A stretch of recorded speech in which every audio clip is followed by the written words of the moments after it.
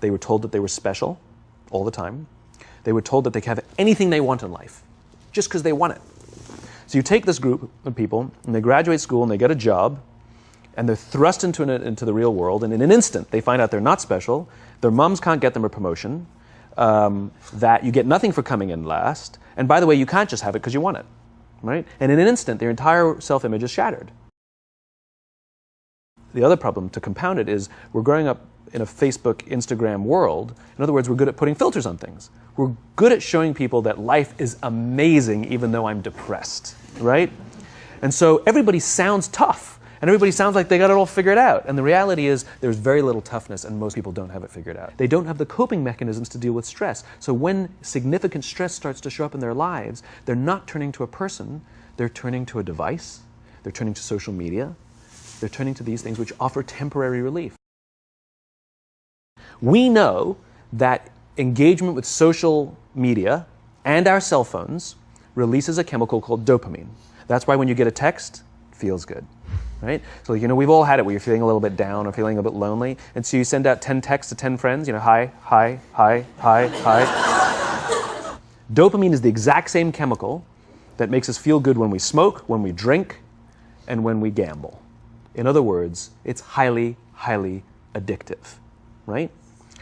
We have age restrictions on smoking, gambling, and alcohol, and we have no age restrictions on social media and cell phones, which is the equivalent of opening up the liquor cabinet and saying to our teenagers, hey, by the way, this adolescence thing, if it gets you down.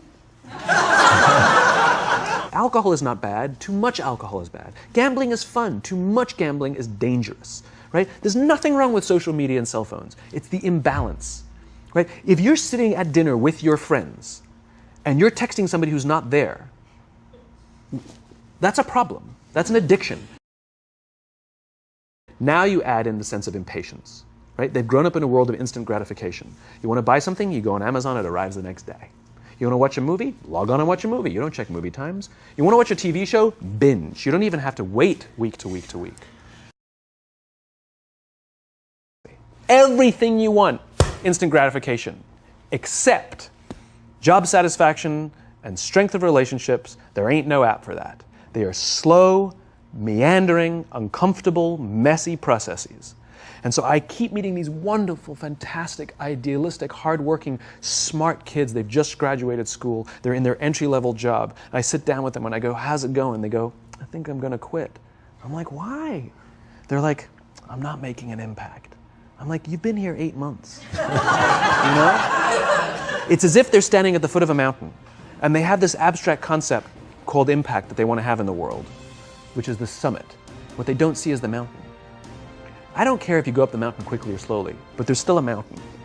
And so what this young generation needs to learn is patience.